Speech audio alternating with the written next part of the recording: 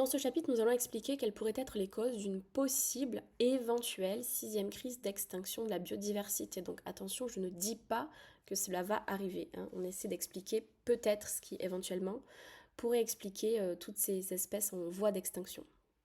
Donc dans un premier temps, quelles en seraient les causes? Premièrement, toutes des causes naturelles, perturbations naturelles, comme par exemple lors d'une éruption volcanique, où les coulées de lave vont détruire l'habitat des animaux, les végétaux qui sont sur le sol, etc. Lors des crues ou lors des incendies naturels. Alors oui, l'homme provoque naturellement des incendies de par son activité ou de façon volontaire pour les pyromanes, mais là on parle d'incendies naturels comme ceux par exemple liés à la foudre. Alors, lors d'un incendie, quelles sont les conséquences directes? Premièrement, l'habitat est détruit. Il n'y a plus de nourriture. Certains êtres vivants sont morts, soit directement, soit par asphyxie, brûlés par les gaz, soit ils sont obligés de partir. Dernier paramètre, c'est lié au sol, c'est que sur le sol, normalement, il y a de l'herbe qui protège les impacts des gouttes d'eau, et donc qui empêche à la terre de ruisseler en cas de forte pluie. Là, après un incendie, ce n'est plus le cas, et donc le coup, le sol est beaucoup moins stable et beaucoup moins sûr. Comment cette forêt va-t-elle se régénérer naturellement après le feu? Le premier stade, juste après l'incendie, est appelé stade pionnier, un stade dans lequel le sol est nu. Il n'y a que certaines espèces qui n'ont pas besoin de beaucoup d'éléments pour vivre, comme les lichens qui peuvent être présents. 1 à 2 ans après, le stade herbacé et mucinal correspond à l'arrivée des premières herbes sur le sol et des premières mousses. Puis 3 à 4 ans après, le stade graminé et plantes vivaces, qu'on a déjà vu dans un chapitre précédent, permet de commencer à enrichir le sol ici en matière organique.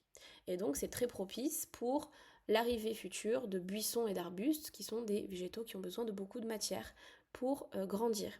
Ce stade-là dure entre 5 et 150 ans, et à partir de 150 ans, qui est un temps très long après le feu, on arrive au climax forestier, c'est-à-dire le moment où on retrouve quasiment la forêt dans son état initial. Ensuite, d'autres perturbations sont aussi non naturelles et donc liées à l'homme. Dans notre environnement, on a besoin de plusieurs sources d'énergie pour toutes nos activités. Donc ici, par exemple, on a dans cette maison beaucoup d'éléments qui ont besoin d'électricité, comme le réfrigérateur, l'ordinateur, etc. Et cette électricité peut être produite à partir de différentes sources d'énergie. On peut les voir ici sur ce poster. L'eau, par exemple, l'uranium, le vent, le soleil, le bois ou encore le pétrole sont des sources qui permettent de produire de l'électricité. Le problème est que certaines de ces sources, de ces ressources sont renouvelables, c'est-à-dire qu'elles ne seront pas épuisables à l'échelle humaine. Donc le soleil, le vent par exemple ne sont pas des ressources qui vont s'épuiser rapidement, contrairement aux ressources fossiles qui elles seront épuisées plus rapidement, comme c'est le cas pour le charbon par exemple, et le pétrole. Alors quel est le problème d'utiliser certaines de ces énergies? Le problème est le rejet de dioxyde de carbone. On peut le voir ici dans les petites bulles. Pour chacune des ressources en énergie, il y a un chiffre qui indique la quantité de dioxyde de carbone qui est émise pour produire 1 kWh d'électricité, c'est-à-dire à peu près un cycle de lave-vaisselle ou 10 heures de télé allumée. Donc on peut voir que l'utilisation du pétrole par exemple ou du charbon, qui n'est pas représenté ici, rejette énormément de CO2 par rapport aux énergies qui sont renouvelables. Mais au final, en quoi c'est un problème de rejeter du CO2 dans l'atmosphère? Alors le CO2 est un gaz à effet de serre. Qu'est-ce que ça veut dire effet de serre? C'est le même principe que la serre du jardinier, il va emprisonner la chaleur du soleil. Donc on le voit ici, le soleil émet de la lumière et de la chaleur qui, pour certains rayons, sont réfléchis par l'atmosphère et d'autres traversent l'atmosphère et sont absorbés par la Terre pour ensuite être réfléchis. Le problème des gaz à effet de serre, c'est qu'ils vont empêcher cette réflexion et donc du coup ils vont augmenter la chaleur autour de la Terre. Quand la Terre se réchauffe, ça a plusieurs conséquences. D'abord la fonte de la banquise, c'est-à-dire que tout cet espace de glace peut fondre et donc les êtres vivants n'ont plus d'espace. Ensuite, la fonte des glaciers. La fonte des glaciers va provoquer une montée du niveau de l'eau. La montée du niveau de l'eau va entraîner la submersion de certains habitats proches des plages ou proches des berges. Et donc, ces personnes vont devenir réfugiés climatiques car elles n'ont plus de place pour habiter. Ensuite, les canicules. Elles provoquent des épisodes de sécheresse, donc problème au niveau de l'alimentation, des ressources et donc de la famine.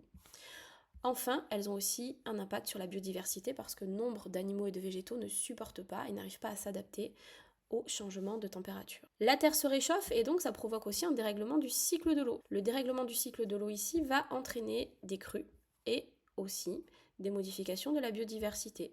Tout cela va faire revenir au même point famine, réfugiés climatiques. Enfin, La biodiversité qui sera modifiée à cause du climat va avoir un impact notamment sur la pollinisation. Si on parle des abeilles, moins d'abeilles, donc moins de pollinisation, donc moins d'arbres qui peuvent produire des fruits. Et dans la chaîne alimentaire, c'est tout ça qui est perturbé. Pourquoi certaines espèces seront donc en voie de disparition? À cause de la surexploitation des ressources, si on pêche trop par exemple, après les poissons n'ont plus le temps de se reproduire et donc certaines espèces ne sont plus présentes dans les océans. À cause de la destruction des habitats, on peut penser au cas de la déforestation, et aussi des espèces invasives. Une espèce invasive, c'est une espèce qui va se reproduire, prendre plus d'espace que l'espèce qui était présente initialement dans le milieu de vie. Donc la première espèce n'a plus d'espace, plus de nourriture, donc ne peut plus assez se reproduire et donc à terme peut disparaître. Parfois, ces espèces ont été importées de pays étrangers par l'être humain, comme la tortue de Floride par exemple.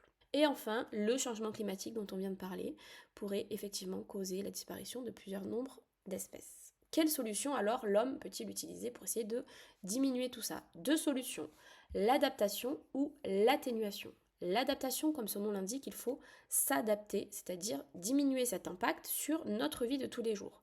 Donc il faut essayer d'économiser l'eau, de planter plus d'arbres pour qu'ils absorbent plus de CO2 par exemple. Deuxième technique, l'atténuation. Il faut diminuer l'impact de l'homme sur l'environnement. Et donc pour atténuer, il faut diminuer les gaz à effet de serre et donc par exemple limiter nos transports, changer nos modes de consommation, etc. Donc bien évidemment, on ne fait pas soit l'un soit l'autre, mais il faut faire les deux pour essayer de sauvegarder notre biodiversité.